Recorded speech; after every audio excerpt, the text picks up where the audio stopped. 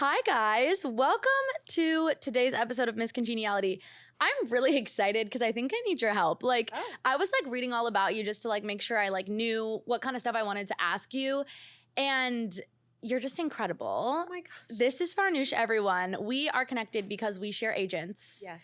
And you are the most accomplished person I've ever, I'm reading your bio and I'm like, how long has she lived on this earth to accomplish all of this? Okay, sorry, you look absolutely 25 years old. And thank you. I was just okay, so she's coined as America's personal finance expert, but not only that, 4 books, a podcast, all of these crazy publications that you've written for, all of these crazy things that you've done. I'm honored that you're here. Thank you. Genuinely, I think everyone can benefit from a conversation between 2 women about finances. And so I'm really excited that you're here. I'm so honored. And P.S., we share an alma mater in our graduate school. Which I just did not know until right now. We were there at the same age. Yeah. And I admire you so much. So to hear that from you, I'm very honored. Well, okay, so I don't know how much you know about astrology, but it doesn't really matter that much. But I'm an Aquarius. That's all I know. Okay, love that.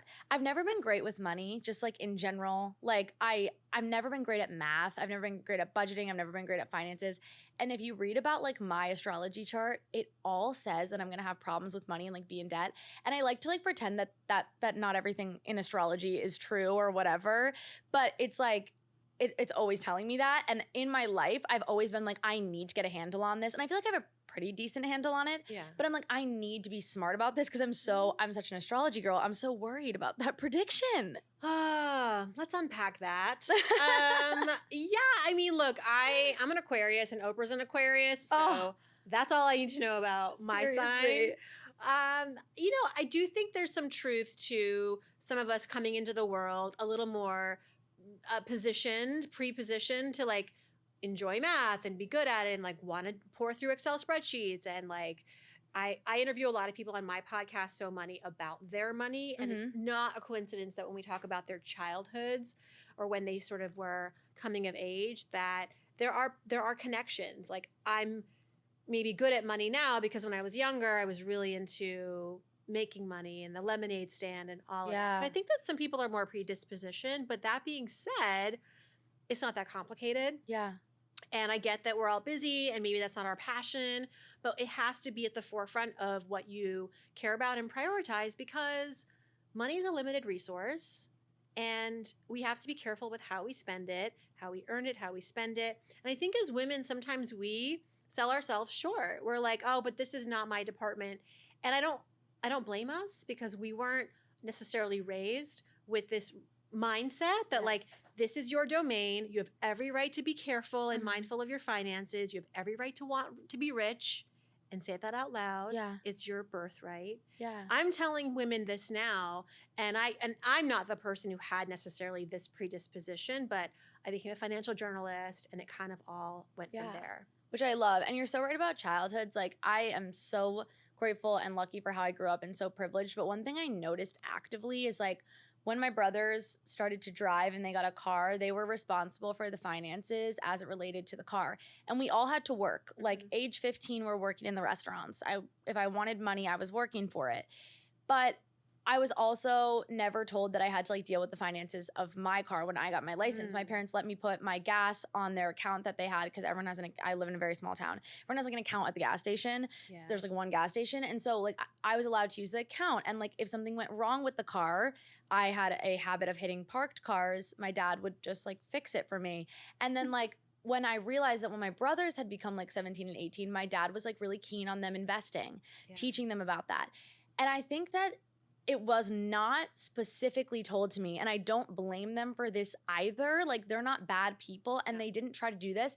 But in a way, it was almost saying, well, someone is going to take care of Eli, so we don't need to figure this out for her. And Jack and Jake are going to have to take care of themselves and probably someone else. And I think I got to college, and I was well, I actually got to post-grad school and started making money, and especially with the book and influencing and everything else, and having to ask my dad, how do I invest and why didn't you teach me this? Absolutely 10 years ago when my brothers were learning about it. And I think it's just really interesting that we just, as a society, kind of view women as something separate from money. 100%. And your parents were raising you for the world that they thought we were living in, and which to some extent is very much genderized around money. There was a Georgetown study that came out recently that found that regardless of gender, age, sex, a majority of Americans believe that it is a man's duty and it's better for men to be the breadwinners in a marriage. Now, I wrote a book all about female breadwinners called When She Makes More, because I felt like there's a rising tide. The world, the culture is changing. There are more women going to college, going to grad school, buying homes, investing, and they're arriving in relationships, chances are, making as much, if not more, than the guy across the dinner table, the candlelit dinner table. Yeah. And it's creating some friction. Yeah. Because we haven't been groomed for this. And as you know, our rational side of the brain is like, but what does it matter who's making what money or who's bringing home the bacon? But it matters because, again, we haven't been raised with any expectations that as women in heterosexual relationships, we're going to arrive covering all the finances, managing it. And so I wanted to write a book. This is my previous book about how we can all thrive in this economic flip, which is only becoming more and more of a reality. Yeah. Do you find this in the dating world? Yeah, I want to talk to you about that because in general, I throughout my life was used to dating people who made a lot more money than I did, like consistently. Also because right after grad school, I was a journalist. And before that, I was nannying, and in grad school that I was paying for and paying for my rent. So I was making no money, like just enough to like cover my groceries and like the gym or whatever else. And so then when I started to make more money than the guys I was dating and now like my current partner, I think it's just interesting. Like it's almost like I don't want to say funny, but I feel like people think it's like funny, like, she makes more. And it's like kind of uncomfortable. Mm-hmm. And it's definitely not my boyfriend making me uncomfortable at all. Like he's the best. He's amazing. It's just like other forces. And I think that it's really interesting because the conversation I see the most is how people dating should split finances with when the woman makes more, when the woman makes less. And I've always said, and I don't know how you feel about this, but I've always said the person that makes more should cover more of the things. Mm-hmm. And if the person who makes more doesn't want to do that, then everything you do needs to be within the budget of the person who makes less. And the person who makes more can't be saying, oh, let's go to this concert, let's go to this expensive restaurant, let's go to this wine tasting, all of these expensive things, because the person who makes less can't afford it. And you've now decided that you're splitting things 50-50. You can't split things 50-50 when there's a disparate income. I agree. And I agree with you. I think that the goal should be to try to quote unquote level the playing field. And how we do that is that as a couple, we have to come to the table and just deal with the reality first, which is like, I make X and you make 2X. And here's what I consider a fulfilling life. Like, here's how I would love to spend my weekends and my years versus what you would like to do. We got to find common ground. Yeah. Who's going to pay for what? And like in my marriage and in my whole relationship with my husband, I've always made more. And certainly we live at my sort of income level lifestyle, okay? That would be probably the same if he was making more. Yeah. Though because I make more, I can pay for more of these sort of day-to-day, big, bulky expenses. My husband, on the other hand, makes a really good salary, and we've decided that he could be more of the saver in the relationship, where he's investing more for like the children's college education. He pays for vacations. You got to find a way where within the relationship, no matter what you make, you're contributing. Mm-hmm. And what you're contributing feels meaningful to you. That's going to be different for every person in every relationship. Like for my husband, I think there's a lot of meaning and special. It's special to say that I sent my kids to college. Yeah. You know, I was able to, with my salary, even though making less than my wife, was able to afford little by little to save and send our kids to college. Like, that's not a small feat. Mm-hmm. And so within your relationship, figuring out, you know, how you want to be contributors. And money is just one way to contribute. Yeah. We think it's the only, and we think it's the most important. And money's important. We all have to pay the bills. But what about, like, especially when kids get involved in the picture, like taking care of the family and the childcare and food management. Mm-hmm. Oh my gosh. Like, I've stopped making lunches for my kids because I can't. Yeah. I can't. Yeah, much as I'm like, every day I'm like, please make good choices at the cafeteria. Yeah. Because that's a time suck for me, and it's just a trade-off that I'm making. And I work a lot, and I just can't be that mom that's like cutting the corners of the peanut butter and Yeah. jelly. And when I do that, it comes back uneaten. So you're just like, I'm like, here's whatever. $20. Here's $10. Yeah, for the week. Seriously, I love it. Can you take me through your journey a little bit for people who don't know you and everything that you've done and accomplished? I know that you were kind of started this whole thing at 22, Yeah. post-grad, 30K in debt, making $18 an hour. I'm analog. I'm very like pre-social media. I started out in college as a finance major. Cool. Quickly realizing I don't want to be a spreadsheet monkey. I want to be telling stories about money. I've always been passionate about writing and storytelling, but I'm the daughter of Iranian immigrants, and that is not a profitable career track. And so my options were like become a lawyer, what else? Maybe a professor, an engineer, and so these like doctor, of course. Doctor, I was gonna And thought of I was me like, doctor. which one was it? Doctor? And I was like, nope. And so the sort of next best thing was finance, and I majored in that. But then again, realized like this is not what I really want to be doing. Yeah. I really have more of a creative sort of way of living and loving. And so I applied for journalism school and paired my financial undergrad with a journalism master's, and quickly started working in the field of personal finance journalism. Worked at Money Magazine. It was what was it? It was like right after 9/11 too. So it was a really challenging time for the world and as a journalist, but increasingly financial news was becoming front page news because there were all these scandals, and it was just like a really rich storytelling era for business. And so I kind of got wrapped up in that. And as I'm working in my space, I'm realizing that there's an underserved market of readers and consumers called young adults and women that, we're just completely ignoring. Even at Money Magazine, when I was there, dream job, they were like, our reader is in his 60s, pretty much retired, millions in the bank. So that was fine. And there's, that reader paid our subscription, so we must write for him. But I was like, I feel like I'm in this place too of being in my 20s, trying to figure out what to do with my money. And so I just sort of took it upon myself to claim that market and really along the way help myself too. As a journalist, you have access to a lot of experts and books and resources. So I'm learning, and then I'm teaching the audience how to learn. I had a column in AM New York. All my New Yorkers who ride the subway. A woman today actually came up to me and she was like, I've been following you since that column in AM That is New York. amazing. Oh my God. So it was like this side hustle that I had to pay my credit card bills and my student loans. But that column was all about how to New York when you're 23 and I was making $18. It's like the finance Carrie Bradshaw. It's like Carrie Bradshaw. She wasn't in severe credit card debt. I mean, TM, yes, the finance Carrie Bradshaw. And it was great. And then that got me a book deal. Love it. And then I got laid off from my day job. And I was terrified. What am I going to do? How am I going to pay my bills? I wasn't recognizing at the time that I was an expert. Like I thought I wrote this book and it would make my mother proud. I would get some press and, call it a day. And then I realized that when I no longer had a job, I still had a platform, which was this book, and made a commitment to just kind of leverage that. And that was 2009. And so from there, I turned my work into giving advice across all platforms. So I wrote more books. I just started doing a lot of television, did some financial makeover shows. I worked at CNBC.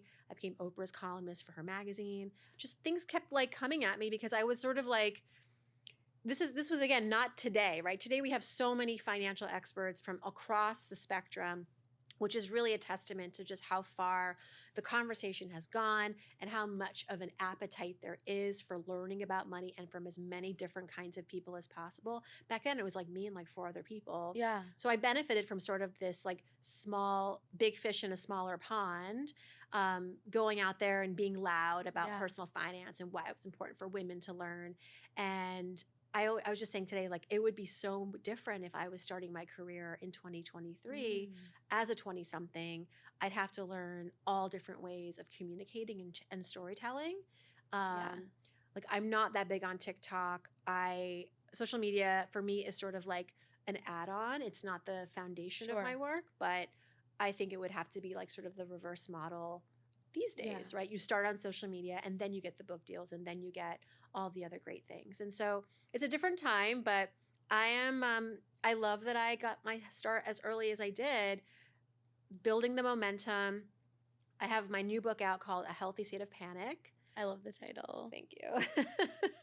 Which is a finance book, but it's also a lot of things in the book. It's about how fear can be a tool in your life as you're at crossroads and you're trying to make big decisions in your career, with your money, in your partnerships, in your friendships, and how fear for me has been this surprising friend, which in our culture, we just like to think of fear as the enemy. Yeah, that's so interesting. I mean, you've had this amazing career.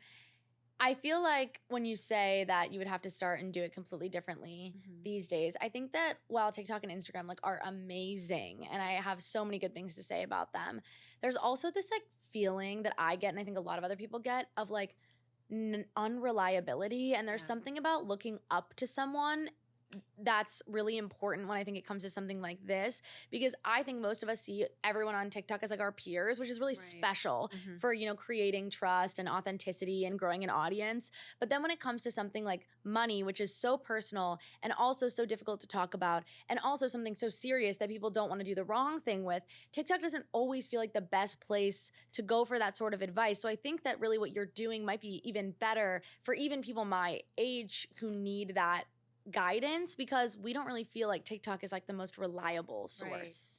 I hear that, but you know what's interesting is that when I started to really immerse myself in my work and use myself as an example and really get in the trenches with everybody else and talk about my life, it was a sea change. I mean, I think it was when my community grew, you know, and I think that is similar to what's happening on social media. I agree. Like, I think the peer relationship is a powerful one. And the sweet spot is when you can be the friend, but also the person who has a body of work to back it up. Sure. Yeah.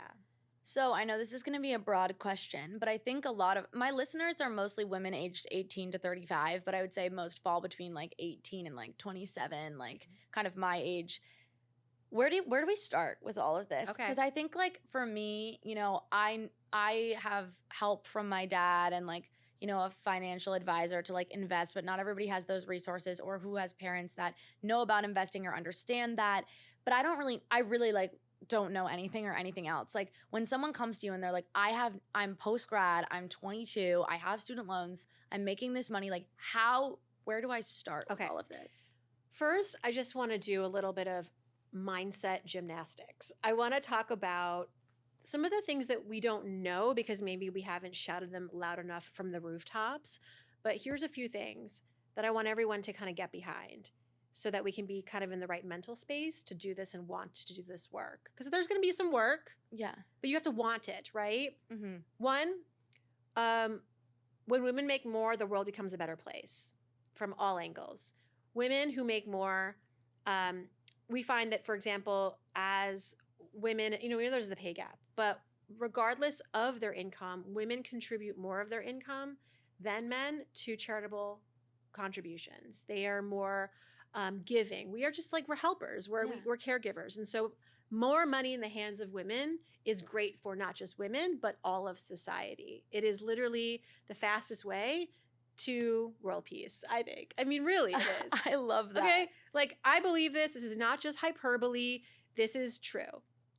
And I've even heard from employers who are like, I love women workers. I love moms because they really just like get it done. We know how to prioritize. We know how to support. We know how to lead.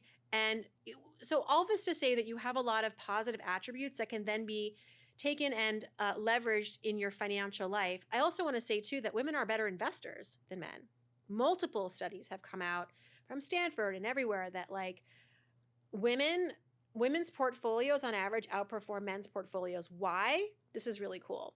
Because all of the reasons we've been told we're bad investors are all the reasons why we're good investors. Like, oh, we don't like to take risks. Oh, you know, we are very pensive and maybe a little bit slower to do things in the financial world because we have to feel like we get all the answers and do the research. that actually works to our benefit when it comes to investing, because you know what men are doing typically? And Crypto. they're like in there trading. They're Dogecoin. Dogecoin. Cryptocurrency. They're driving their portfolios with ego and all that. And it's like, that doesn't actually work out. The market is going to do its thing. And over the course of 20 years, the person who's had less of a hand in, maneuvering their stocks and picking and buying and selling, that person's going to do better in the long run. Wow. And so let this also sort of feed your confidence that you have the disposition and all the traits that make for a fantastic investor. Now, the work. Where do you begin? Okay, you get it. You're like, I like this. I'm behind this, Farnoosh. I want to be rich. Also, believe that being rich is your birthright. I want to be rich. Let's go. It's a scary thing to say out loud, right? I feel this way too about saying I'm good at something. Like being like, I'm a good writer. People are like, oh my God. Oh, you're like, so braggy. I'm like, but am I not allowed to say that? Like, I know it's like a man could say like, I'm a good runner, or I'm a good whatever. I mean, that's a whole other episode. Yeah, that's a whole other thing. Why we don't allow women to state facts. Yeah. And be proud of their accomplishments. Yeah. I think that's an underpinning of why also we have a hard time feeling like we're capable of financial greatness. But the first thing I want to say, again, 18 to 35, that you got to go out there and make some money. Mm-hmm. And however you like to make money, go make the money. And when you get that first paycheck, I want you to pay yourself first. I want you to take whatever it is after they take all the taxes and all the things, 10% automatically in a savings account. Okay? Just don't spend that. Okay. And then another 10% and open up a Roth IRA. What the heck's a Roth IRA? Okay. We're getting too technical. Like, follow us in the show notes. But basically, a Roth IRA is a retirement account. And anyone can open one up at any bank as soon as they start making a paycheck. And you can contribute up to $6,500 a year. The Roth IRA invests your money. And the beauty of it is that when you go to take that money out in retirement, there's an age limit. You can't touch this money until you're 59 and a half, otherwise you pay penalty. So it forces you to kind of keep it out of hands, out of reach, but you keep contributing automatically out of your paychecks. And in retirement, you get to take that money out tax-free. Damn. Yeah. I didn't even know that. It's a simple way. And $6,500, I mean, that's doable for most people a year. So that's 500 change a month. That's $120 a week or whatever it is. I like to take, sometimes like really breaking it down by the day, you realize just how little it is. It's like $15 a day. Just like don't buy a coffee even. No, buy the coffee. But I'm so over the don't buy the things. I'm like, identify what's really important to you. Like, coffee is not just caffeine, which is actually enough. It's lifestyle. It's also a lifestyle. It's like, for me, after I drop my kids off at school, I get the coffee. It's like my therapeutic moment in the morning. It's a treat for yourself. It's a gift to yourself. I agree with that completely. But I was more saying like it is the cost of one coffee. Exactly. So when you boil it down to that, you're like, well, if I can buy that coffee and put the tip on it every day, I can put away that